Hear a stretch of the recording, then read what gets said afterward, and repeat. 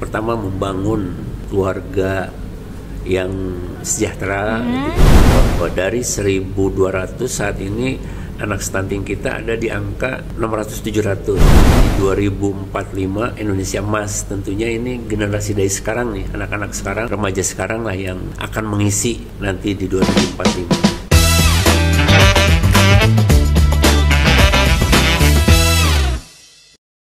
Assalamualaikum warahmatullahi wabarakatuh. Salam sejahtera bagi kita semua. Halo, apa kabar Batur Cerita? Dimanapun berada, semoga semuanya dalam keadaan sehat dan tetap positif dalam menjalankan aktivitas hari ini.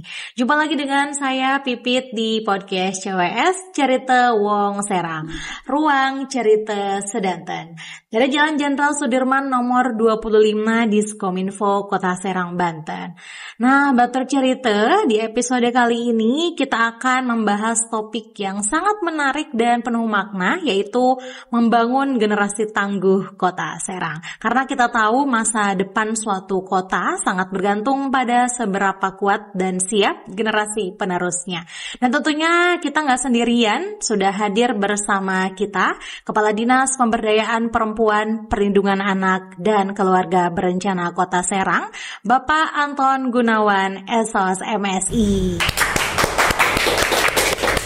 Assalamualaikum warahmatullahi wabarakatuh. Waalaikumsalam warahmatullahi wabarakatuh. Gimana Pak kabarnya? Sehat? Alhamdulillah Mbak Pipit.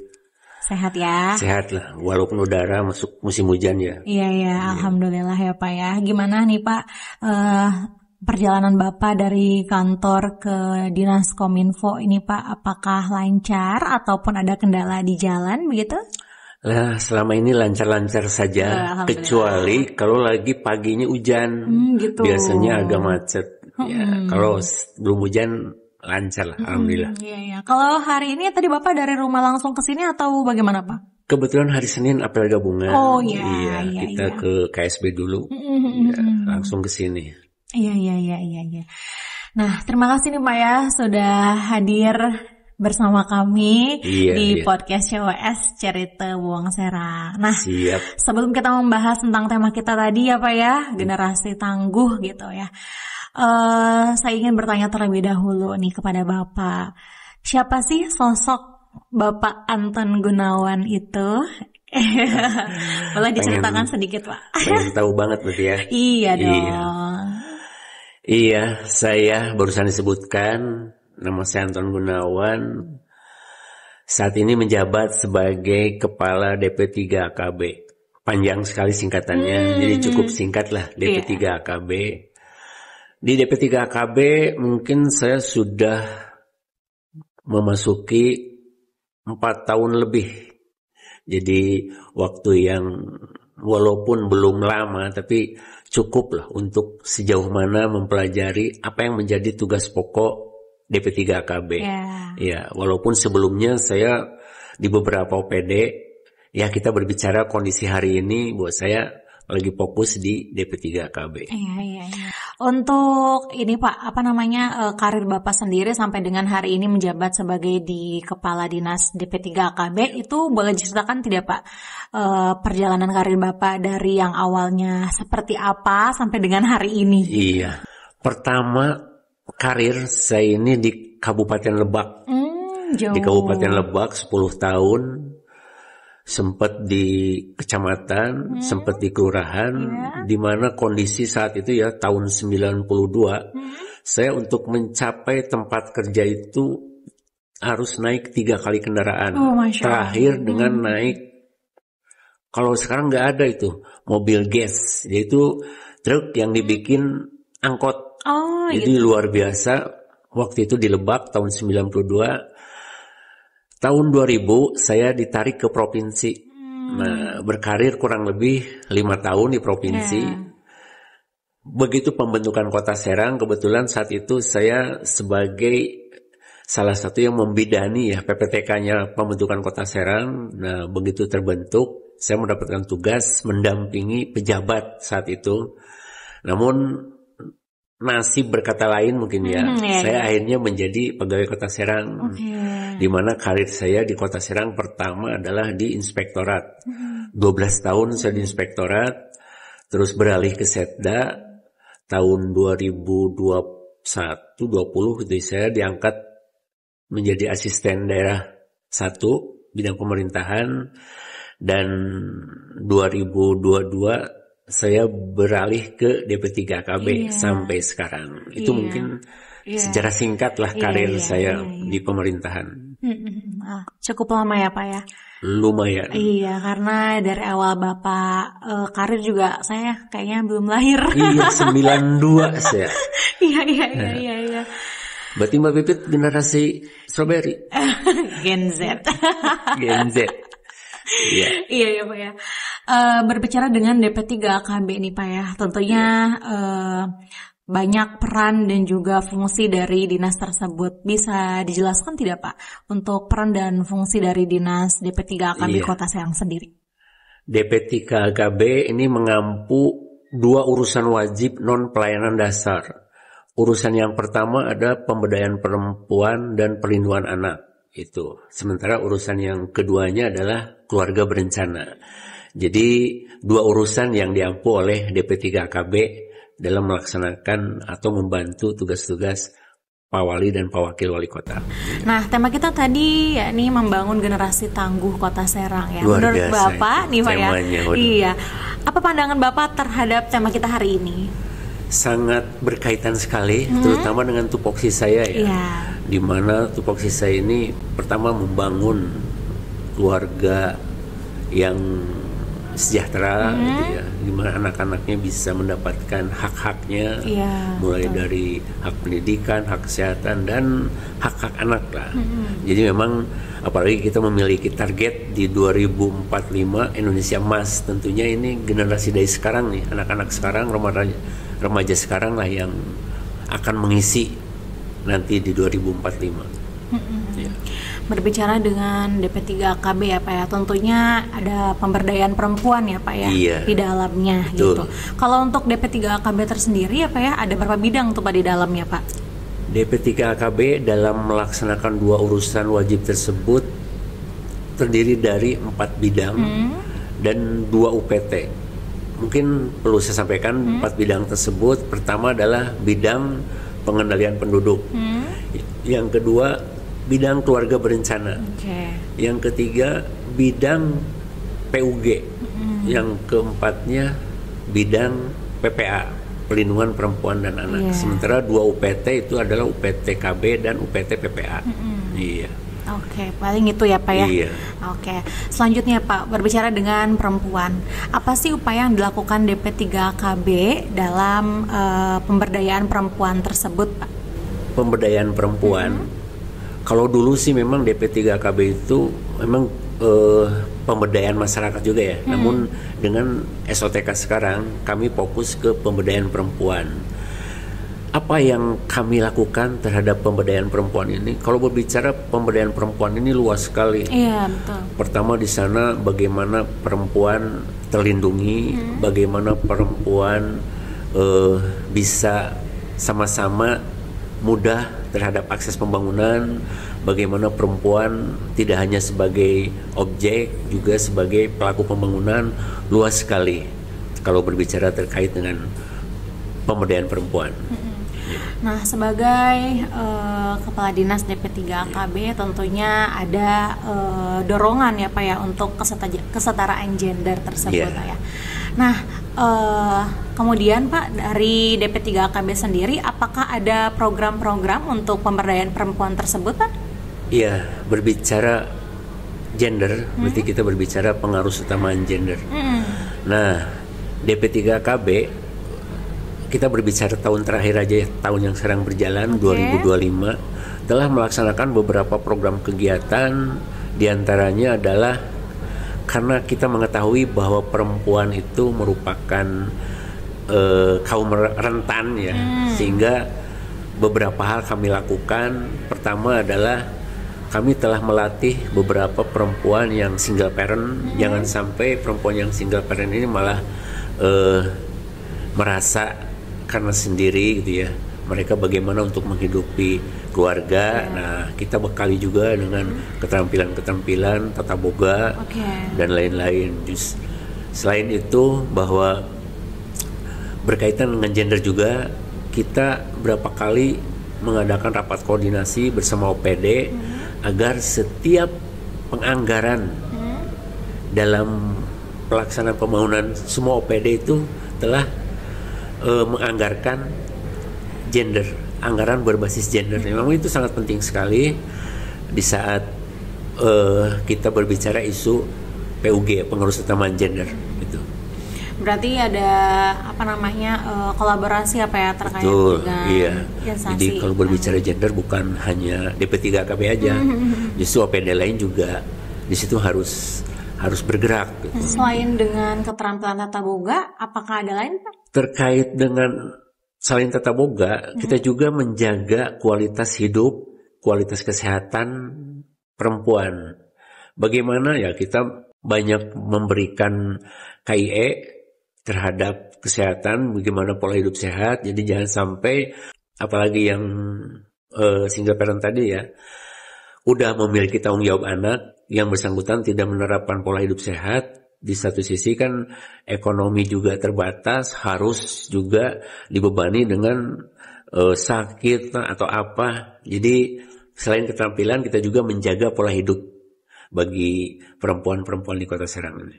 Selanjutnya Pak, tadi berbicara dengan perempuan dan juga bagaimana nanti perempuan itu dimumpuni dengan pemahaman-pemahaman dari dinas terkait ya Pak ya. Tentunya jangan sampai ibu-ibu single parent ini mengasuh anaknya dengan kita bahas tentang stunting ya Pak ya. Nah, oke.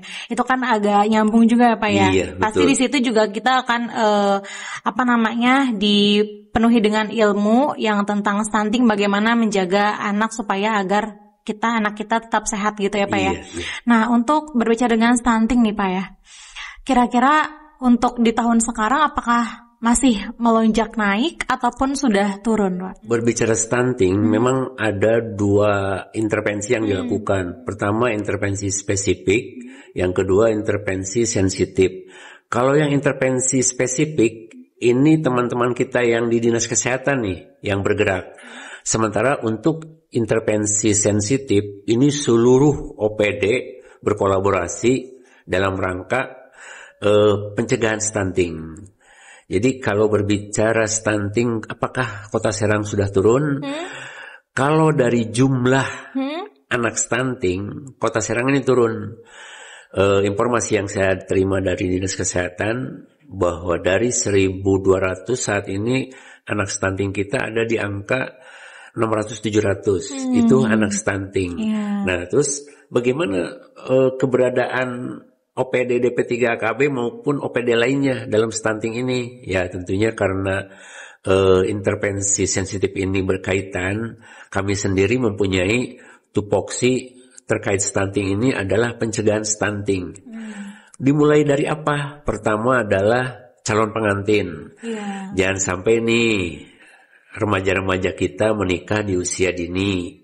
Karena batasan minimal sesuai aturan adalah usia 19. Kenapa harus usia 19?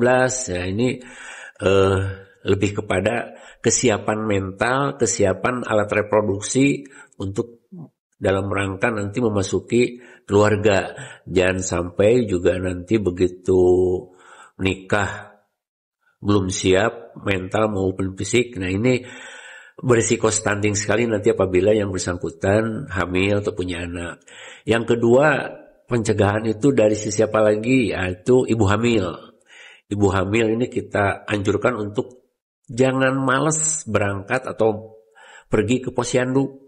Karena memang apalagi idealnya yang ibu hamil itu 6 kali pemeriksaan itu. Gitu. Mau ke dokter, mau ke posyandu, silahkan.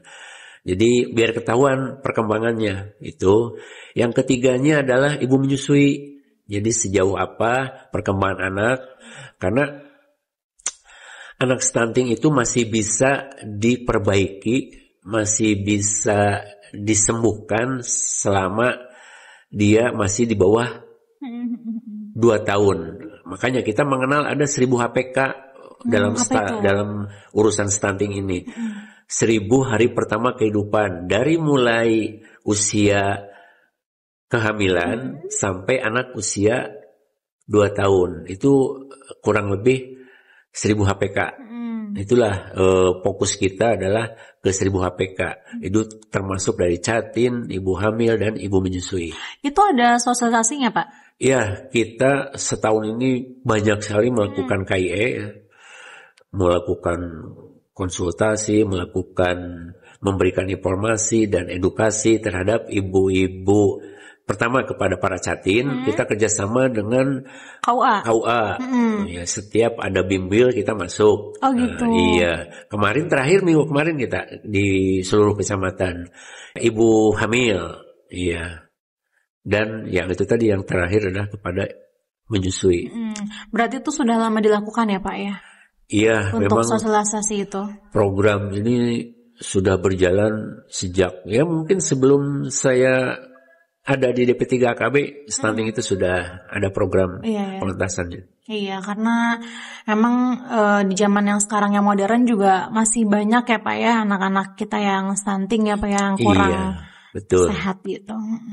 Nah berbicara dengan anak nih Pak ya, bagaimana peran dari DP3AKB dalam mengatasi ataupun lingkungan yang aman dan juga ramah anak gitu Pak?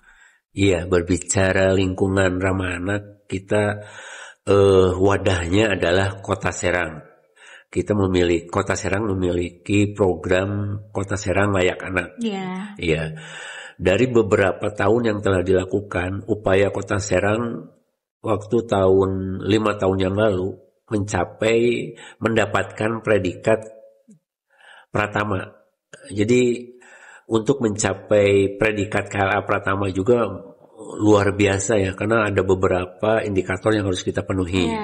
Selama kurang lebih 4 tahun kita Pratama, dan di tahun ini alhamdulillah Kota Serang telah naik peringkat menjadi Madya. Nah, itu kita tidak hanya berpikiran bahwa bergembira untuk mendapatkan Madya, masih ada tingkatan-tingkatan lain yang harus kita lakukan. Artinya apa? Kita bukan hanya mengejar predikat, tapi begitu kita naik predikat, tentunya ini Sarpras Kota Serang, terus dan lain-lainnya itu harus meningkat. Jadi kalau berbicara kita bareng-bareng gitu, baik kita mengejar predikat juga dengan indikator yang harus kita penuhi. Alhamdulillah ya Pak ya, gitu. Bagaimana kerja keras dari DP3AKB dan juga masyarakat, teman-teman OPD, masyarakat. Karena ada indikator, misalnya contoh gini, dalam KLA itu ya, kita ada sekolah ramah anak, kita ada masjid ramah anak, kita ada gereja ramah anak, banyak sekali, sampai kepada OPD pun harus ramah anak. Artinya apa? Misalkan OPD pelayanan harus tersedia di sana tempat bermain anaknya, dan lain-lain lah, pokoknya banyak sekali. Di KLA ini ada 34 indikator. Nah, untuk anak-anak di zaman sekarang ya Pak ya, tentunya itu sudah banyak sekali kekerasan terjadi pada anak ya Pak ya. Nah, dari DP3AKB sendiri untuk pencegahannya seperti apa Pak? Kota Serang walaupun kotanya kecil, tapi memang kasusnya cukup banyak. Kasus yang banyak yang terlaporkan ini tahun ini gitu ya, sudah masuk 64 kasus. Nah, kita tidak tahu sebenarnya ya berapa sebenarnya kasus kekerasan yang terjadi, karena yang kita ketahui 64 itu adalah yang terlaporkan. Nah, apa sih upaya-upaya pencegahan yang dilakukan oleh DP3AKB? Pertama tentunya kita memberikan KIE kepada siapa? Pertama adalah kepada anak sekolah, terus KIE kepada orang tua murid, KIE kepada guru-guru. Selain sosialisasi, kami juga telah membentuk PATBM, Perlindungan Anak Terpadu Berbasis Masyarakat. Di mana ini ada di setiap kelurahan. Anggotanya siapa? Di sini adalah para RT RW, kader-kader Posyandu, terus tokoh agama, Babinsa, Babinmas, itu. Cuma memang PATBM ini belum optimal, karena pertama kita masih terbatas pada operasional mereka, anggaran mereka. Itu pencegahan lainnya terkait dengan kekerasan adalah termasuk itu tadi, bahwa ke sekolah-sekolah ini sebenarnya selain daripada kasus yang marak mengenai pembulian gitu ya. Nah, kami telah menangani kasus pembulian di sekolah ini cukup banyak juga, kurang lebih ada setengahnya dari 55 konseling yang kami lakukan. Jadi semuanya telah dilakukan ke sekolah baik negeri maupun swasta, dan kita lagi masuk juga ke beberapa pondok pesantren. Jadi mudah-mudahan semakin kita mudah akses ke sekolah, semakin mudah juga, semakin banyak juga sekolah-sekolah yang akan tersosialisasikan terkait dengan perlindungan anak ini. Iya, karena di Kota Serang ini banyak sekali ya Pak ya tentunya tentang bullying apalagi ya Pak ya. Iya, betul. Itu kalau misalnya di sekolah pasti kan dipanggil dengan guru BK nih ya kalau misalnya ada guru bullying BK ya, gitu. sekolah, ya. Itu berarti dinas itu kerjasama dengan sekolah untuk menangani kasus tersebut ya Pak ya. Kalau misalnya anak tersebut tetap tidak mempan nih Pak dengan guru BK, apakah dipanggil langsung ke dinas gitu di face to face langsung dengan orang terkait gitu? Sebenarnya kalau untuk sekarang ya, untuk kasus-kasus di sekolah sendiri, semua sekolah di Kota Serang harus membentuk tim pencegahan kekerasan di sekolah, TPKS itu ya. Kenapa? Jadi sebisa mungkin internal sekolah bisa menyelesaikan kasus-kasus yang seperti itu, yang sifatnya bullying ataupun kekerasan lainnya, kecuali kalau kasusnya udah harus ditangani oleh kami gitu ya, unit PPA ataupun berdampak hukum, itu kami proses. Namun proses hukum anak berbeda kan. Jadi tetap kami mendampingi. Siapa yang kami dampingi bukan hanya korban. Kalau pelakunya anak, tentunya kami harus mendampingi anak juga. Karena hak anak itu jangan sampai dia kena kasus hukum, dia terlantarkan hak pendidikannya dan lain-lainnya. Jadi kalau untuk kasus-kasus anak, kita pendampingan itu kedua pihak. Nah, katanya di DP3 AKB juga ada sekolah siaga kependudukan ya Pak ya? Iya, betul. Apakah itu ada kaitannya atau beda Pak?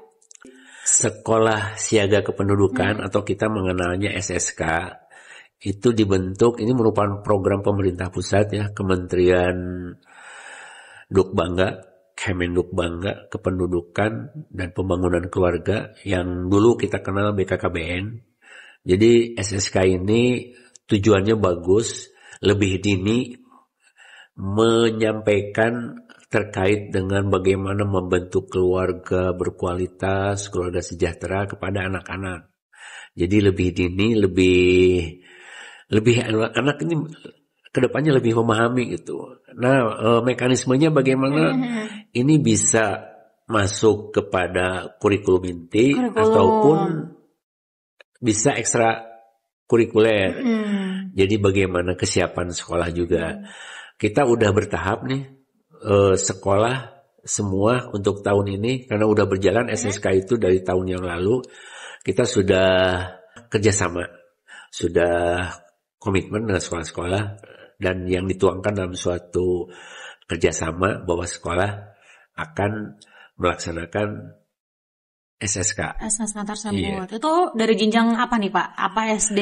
Karena kewenangan kita SMP ya, kita mulai dari SMP. Kalau SD masih terlalu dini, jadi saat ini kita masih berpedoman kepada juga bahwa kita mulai di tingkat SMP. Iya.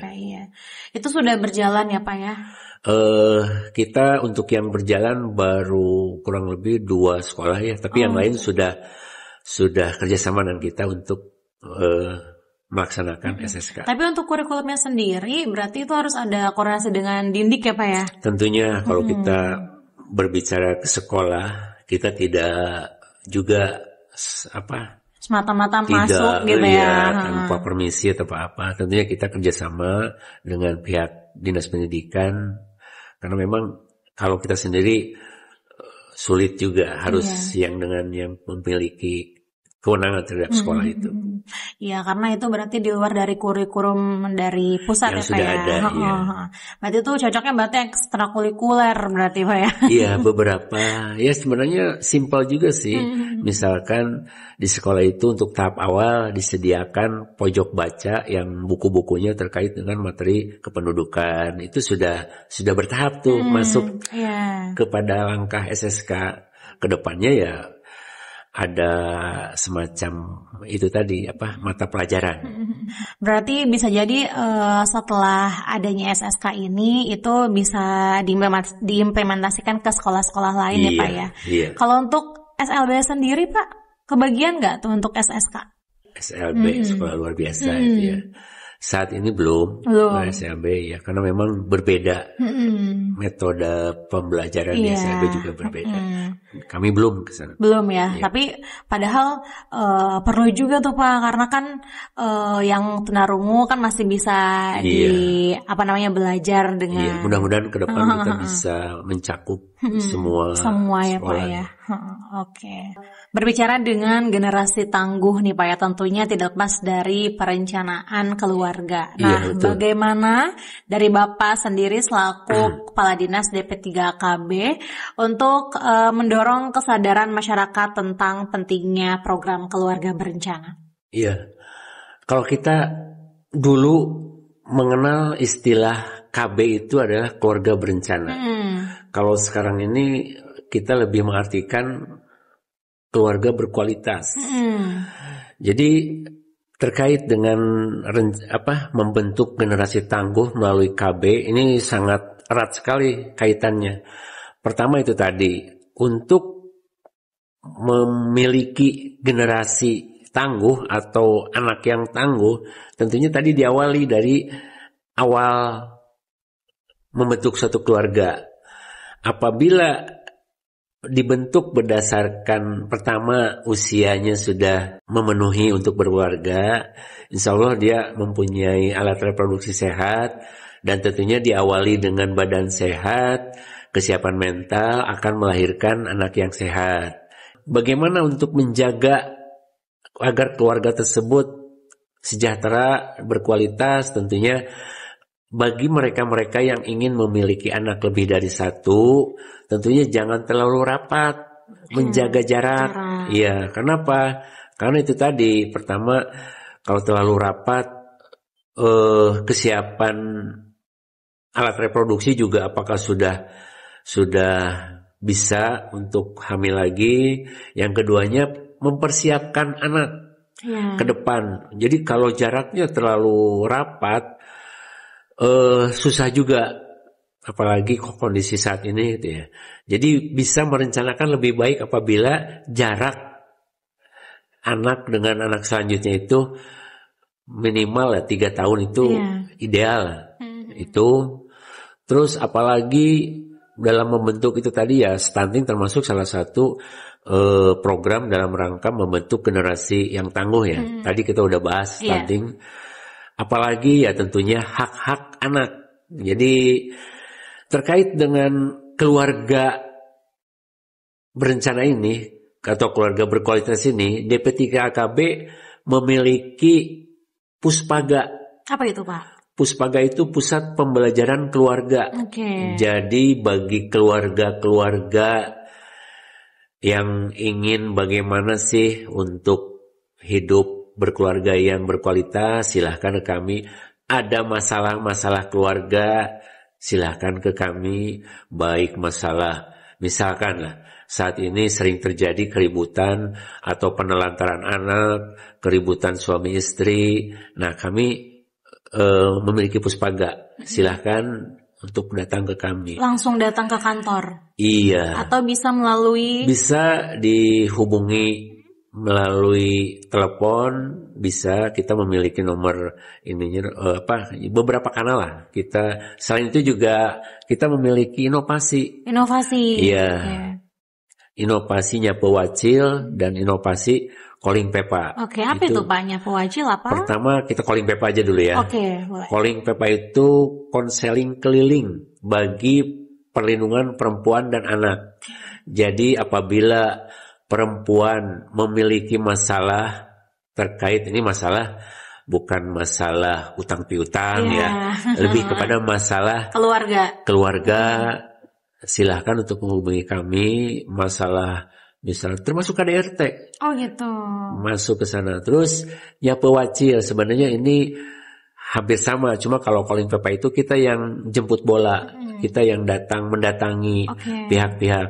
Kalau nyape wacil lebih kepada artinya adalah menyapa perempuan dan anak apabila mereka ada masalah dengan keluarga, masalah dengan teman, masalah dengan komunitas segala macam itu. Jadi 2 inovasi ini salah satu kanal-kanal dalam rangka itu menciptakan keluarga yang berkualitas.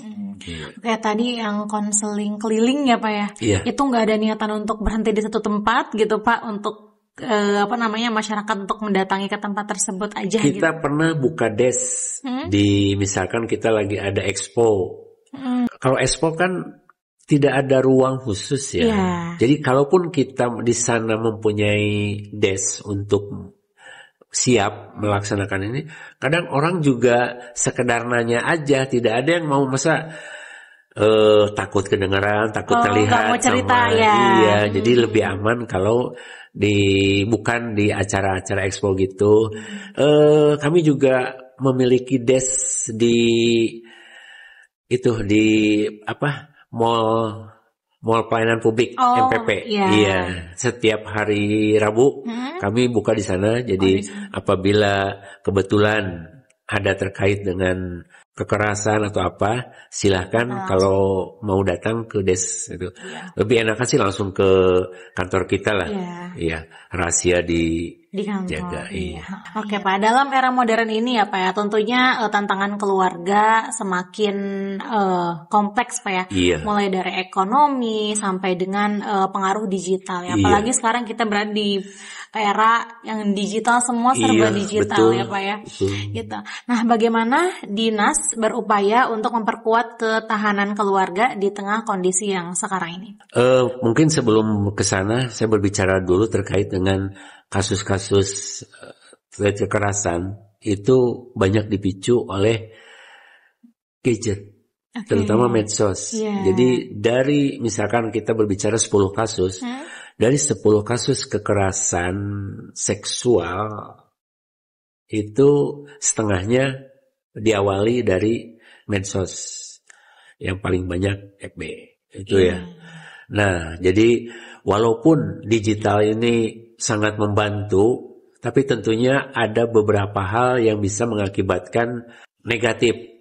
Contoh lah, keluarga untuk tidak mudah, sekalian saya pesan kepada teman-teman atau masyarakat ya, biasanya seorang ibu atau orang tua sejak dini sudah memberikan gadget, sudah memberikan HP yang tidak lain adalah biar anak diem, anteng atau apa.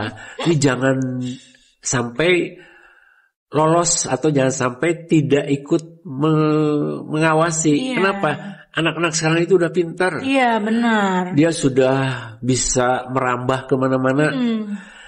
Apalagi kalau HP-nya HP bekas orang tua. Iya, tahu sendiri kan, orang tua sekali masuk ke website-website yang memberikan pengaruh buruk, kan akan muncul terus tuh.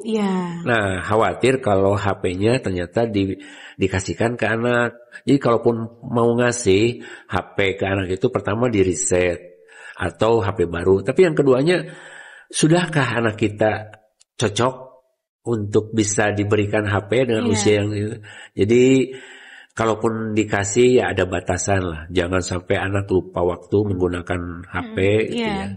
Ya karena memang itu tadi, di sisi positifnya teknologi ini banyak, tapi bisa juga berdampak buruk. Betul. Jadi sekali lagi kalau untuk tadi ya bagaimana untuk membangun keluarga secara digital ya, sebenarnya itu tadi, bahwa sekarang ini setiap keluarga juga sudah tidak lepas ya dari kehidupan digital. Ngomong-ngomong itu, kita memiliki ada program Quick Win nih. Lupa saya tadi. Apa Quick itu, Pak? Win itu yang pertama adalah gerakan orang tua asuh cegah stunting yang disebut genting. Yang keduanya Quick Win itu ada Tamasya, Taman Asuh Sayang Anak. Jadi daycare yang ada di kita, tempat penitipan anak, itu ke depan itu akan dibentuk menjadi Tamasya, Taman Asuh Sayang Anak. Apa bedanya? Jadi biar orang tua kita tidak terganggu, tidak khawatir anaknya dititipkan, misalkan takut anaknya demam, di sana itu udah ada tenaga kesehatannya. Gitu. Terus anak yang tantrum apa itu ya, kalau dititipkan ada psikolognya. Jadi ke depan itu ada itu. Yang ketiganya adalah lansia berdaya.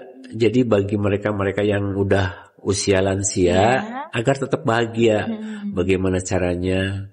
Itu. Yang keempatnya aplikasi super gitu ya. Itu terkait dengan bagaimana keluarga berkualitas.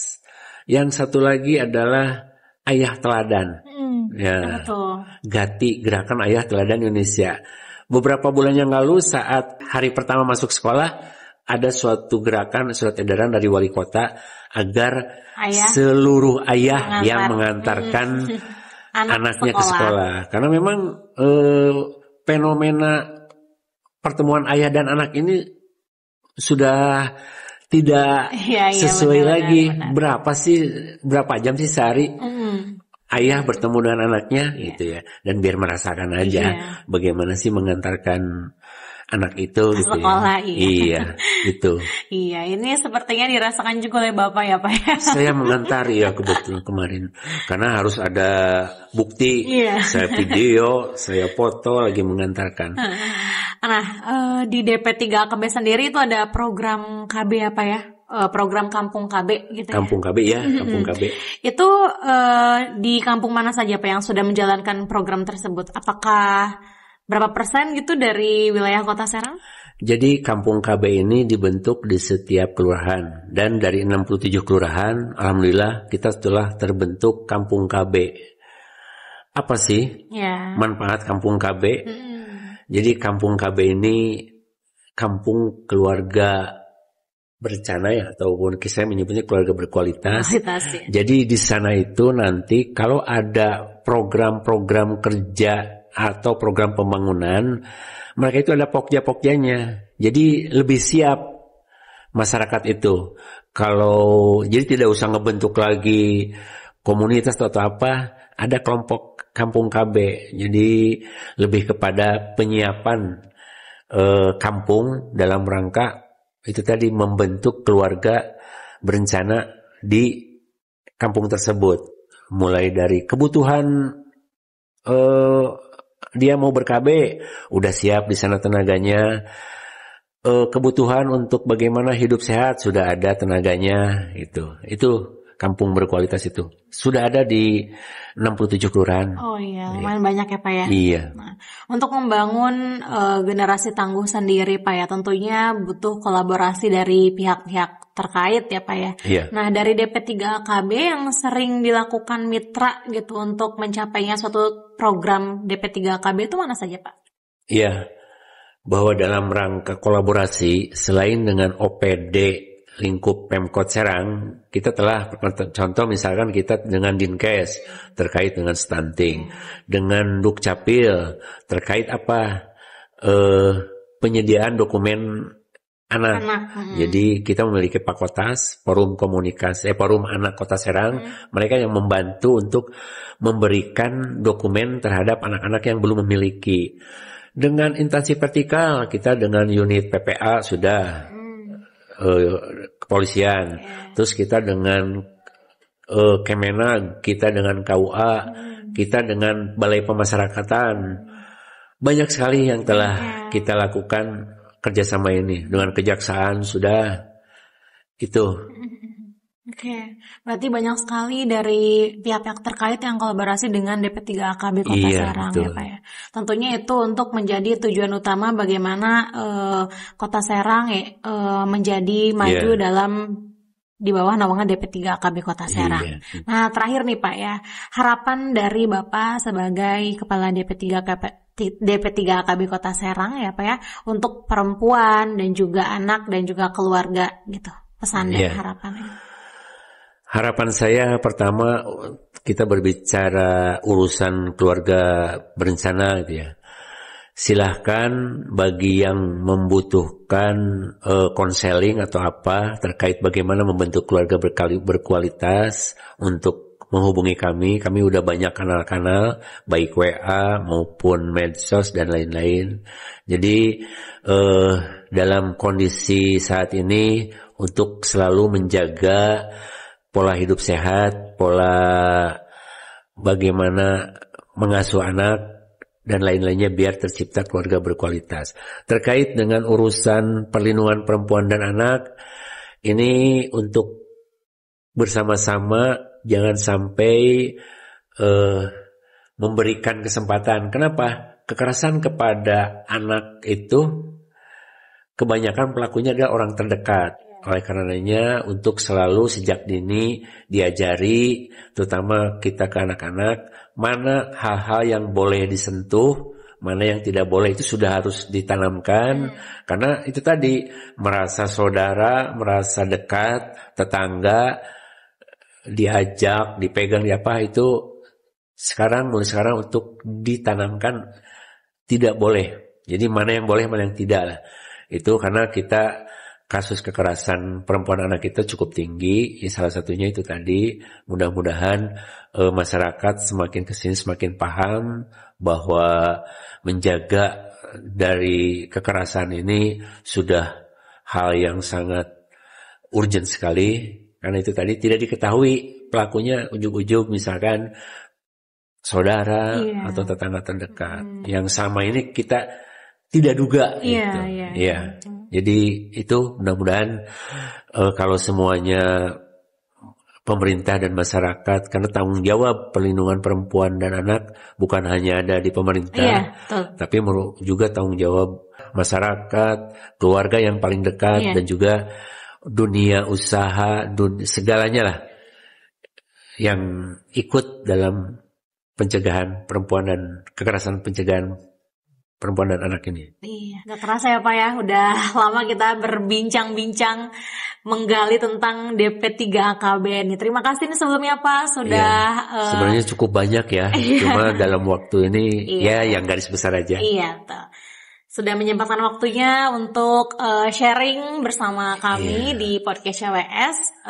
Sedikit ada cenderamata dari kami Pak. Apakah lukisan kah? Oh, sertifikat. Wah, iya, makasih nih telah menjadi podcast. Iya. Gimana Kak? Udah. Terima kasih Pak. Sama-sama.